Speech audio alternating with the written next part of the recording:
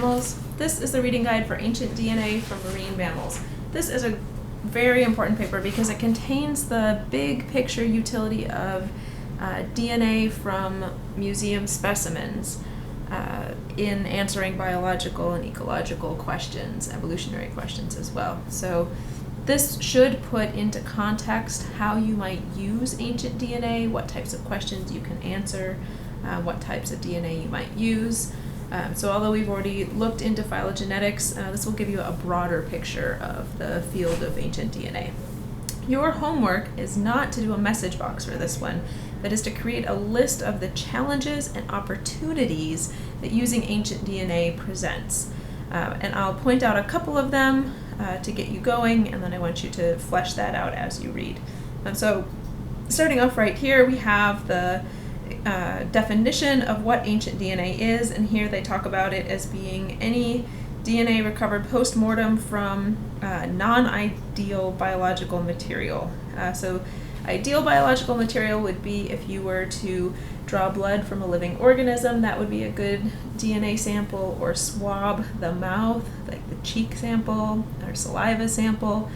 Those are more ideal types of samples, plucking feathers from a living animal.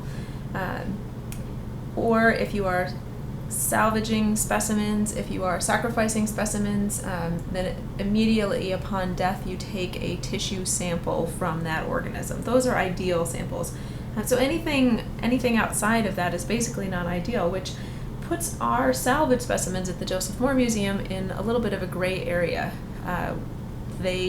When we find the organisms, they can be in varying states of decay, which means that the resulting quality of the DNA in the tissue samples that we take also varies.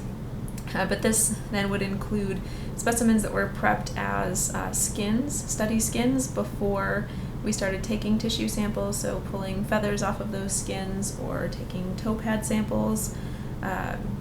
Additionally, bones, and going back further in time, subfossil remains. So starting off right down here, we have something I've highlighted. This is a challenge for using ancient DNA, and that is that it remains relatively expensive and it's risky, and they just define the risk a little bit more over here as they keep going. Okay, they talk about a midden, and so I wanted to point out what a midden is. Midden is basically a dump for domestic waste.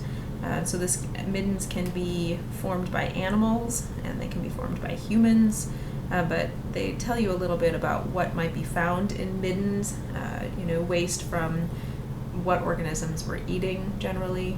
So you could consider the area underneath an owl's nest as a bit of a midden, because it will include the owl pellets, any other remains from what an owl's been eating and bringing back to its nest.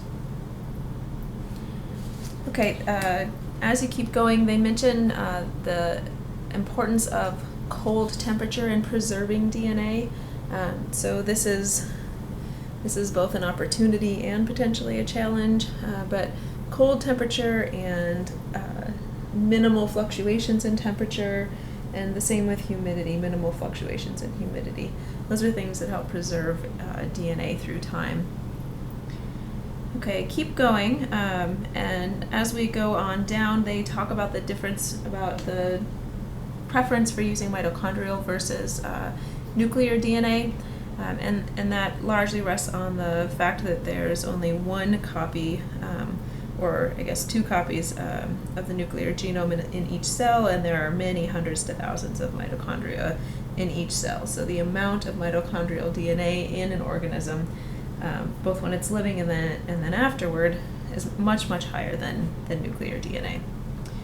It's simply easier to get at. There's more available. And then they mention what a selective sweep is here, and they sort of explain what a selective sweep is, but the idea is that as positive selection occurs, if it is so extreme that organisms with that positive trait are so highly selected for that any other random background variation in their genome is what ends up remaining in a population as other organisms with other alleles at other loci are selected against. So you can imagine a whole, say a whole bunch of organisms, and just a handful have one particular trait and that's so positive, and all of their descendants are the ones that are going to then populate the next generations. And so you lose a lot of variation at other sites when you're selecting so strongly for an allele at one locus. Okay, they then start to talk about nuclear DNA markers, and particularly they talk about microsatellites. These are repetitive sequences of nucleotides. They can be pairs or triplets. They can actually be even longer than that, so it could be AG, AG, AG. These happen to occur in non-coding regions, and as polymerase comes along, it has a hard time being faithful in copying once it hits a repeat. So if the original sequence has 4 AG, AG, AG, AG, polymerase may put down 4, but when it makes a copy, it may put down 5, 6, 3. It has a much higher copy error rate for repeats than for other types of sequences, which means that microsatellites have a high rate of mutation, which makes them very useful for addressing questions of recent population change. The way that you look at that is you look at simply the length of the sequence. You don't even actually get the actual DNA sequence. You just run it out on a gel and see the size difference from individual to individual. And individuals with more copy errors in terms of additions will have a longer sequence there, and in terms of deletions will have a shorter sequence, and it should vary by the number of nucleotides involved in that repeat. So an individual that has an extra copy of the repeat will be 2 nucleotides longer, and if it has 1 fewer copy, it'll be 2 nucleotides shorter. And this high mutation rate is very helpful for looking at these types of questions within populations.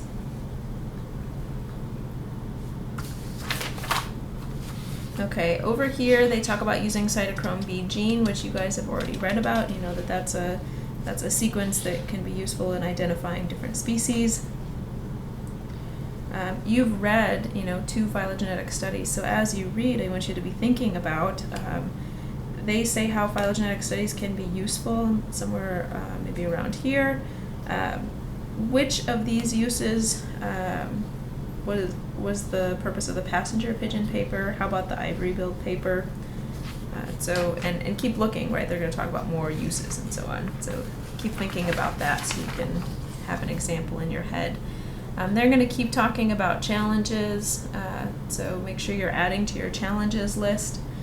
And down here they start talking about genetic diversity and being concerned about changes in genetic diversity. I'm going to back up just a second here because I want to make sure we're all on the same page. The idea of genetic diversity in populations is that the higher the amount of genetic diversity, the more resilient the population is to change. The more material there is, the more variability there is, so that if conditions change, there's at least a few individuals that can survive those different conditions. They also talk about signatures of biological stress. So they talk about fluctuating asymmetry.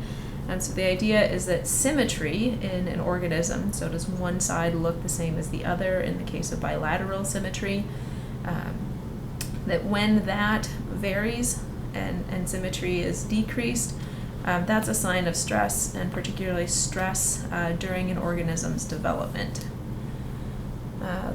They also talk about finding 4 different genotypes in 5 samples. That means that of 5 samples they looked at for a short region, there were 4 different sequences. So they're very unique here. And if you think about when we talked about sampling out in the field and you're sampling different species, over time, the more samples you take, the more number of species you're going to get, and you'll get some sort of an accumulation curve, right? If time is on your x-axis and on your y-axis you get number of species recovered, you get this pattern going up. It's a little hard to see with the cursor on the screen here, but it's the same kind of thing as you sample individuals for their genotype, for the sequence that they have. The more individuals you sample, the more genotypes you would expect to get, until at some point that levels off and you stop finding new haplotypes. So in the first 5 samples to find 4 different genotypes, that's pretty good. Okay, they come down here and start talking about inbreeding depression. And inbreeding depression is a little different than you might have been thinking before. It's measured for a population, and this is loss of fitness in a population from individuals breeding with related individuals. And in this case, fitness means reduced ability of the population to survive and reproduce within itself. So just pointing out that this is looking at population rather than individual level, even though the population is a sum of the individual's actions and success, I suppose. Over here, we talk about other uses here, and I want to point out that some of these uses they're talking about this is a way you can test hypotheses and how genetic diversity is affected by population structure and dispersal or habitat loss and change in the next section.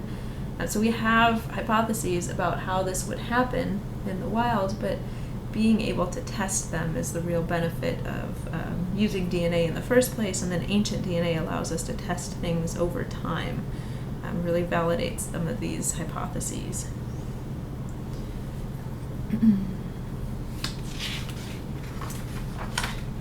Okay, I think just at the very end here, one more thing to say. They're going to talk about molecular evolution, and you guys have an idea of how knowing the rates of evolution can be really important.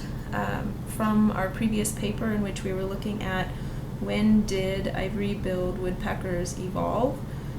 So we want to know rates of evolution so we can calibrate those trees, right? So we can figure out when different events happen, different divergences happened.